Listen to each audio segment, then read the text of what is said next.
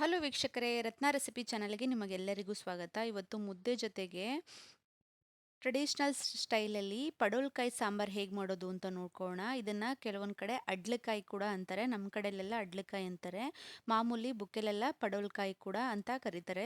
ತುಂಬ ಸೊಗಸಾಗಿರುತ್ತೆ. ಅವರೇ ಬೇಳೆ ಹಾಕಿ ಮಾಡಿದ್ರೆ ಸೀಸನಲ್ಲಿ ತುಂಬ ಚೆನ್ನಾಗಿರುತ್ತೆ. ನೋಡಿ, ಇಲ್ಲಿ ನಾನು ಊರಲ್ಲಿ ಬೆಳೆದಿರೋದ್ರಿಂದ ಈ ಥರ ನಾಟಿ ಕಾಯಿ ತೊಗೊಂಡಿದ್ದೀನಿ. ಇದನ್ನು ಅಡ್ಲಕಾಯಿ ಅಥವಾ ಪಡವಲಕಾಯಿ ಕೂಡ ಅಂತಾರೆ. ಇದನ್ನೆಲ್ಲ ಮೇಲ್ಗಡೆ ಸಿಪ್ಪೆ ಸವರ್ಕೊಂಡು ನಾವು ಈ ಥರ ಮೀಡಿಯಮ್ ಸೈಜ್ಗೆ ಇದನ್ನು ಕಟ್ ಮಾಡ್ಕೊಂಡಿದ್ದೀನಿ. ಬೀಜ ಕೂಡ ಹಾಕೊಂಡಿದ್ದೀನಿ. ಜಾಸ್ತಿ ಏನು ಬಲ್ತಿಲ್ಲ, ಮೀಡಿಯಮ್ ಆಗಿದೆ. ಈ ಥರ ಹದವಾಗಿದ್ರೆ ಸಾರು ತುಂಬ ಚೆನ್ನಾಗಾಗುತ್ತೆ. ನೋಡಿ, ಇಲ್ಲಿ ನಾನಿಲ್ಲಿ ಒಂದು ಕುಕ್ಕರಲ್ಲಿ ಅವರೇ ಬೇಳೆ ಹಾಕ್ತಾ ಇದ್ದೀನಿ. ತೊಗರಿಬೇಳೆ ಕೂಡ ಹಾಕ್ತಾರೆ ಇಲ್ಲಿ.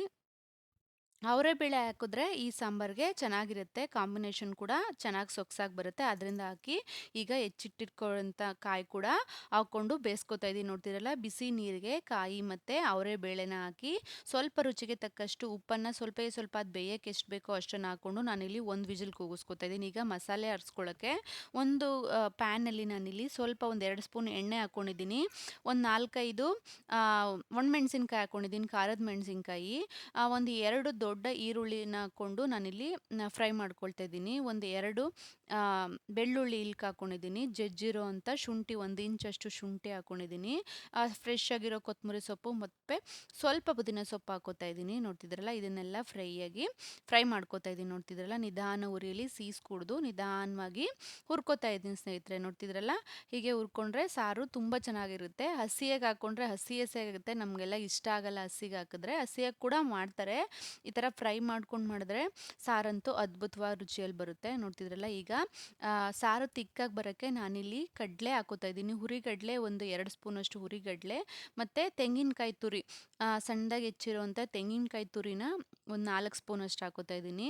ಧನಿಯಾ ಪುಡಿ ಹಾಕ್ಕೊಳ್ತಾ ಇದ್ದೀನಿ ಸ್ನೇಹಿತರೆ. ಧನಿಯಾ ಪುಡಿ ಒಂದು 3 ಸ್ಪೂನಷ್ಟು ಧನಿಯಾ ಪುಡಿ, ನಿಮ್ಮ ಕನ್ಸಿಸ್ಟೆನ್ಸಿ ನೋಡ್ಕೊಂಡು ಹಾಕ್ಕೊಳ್ಳಿ.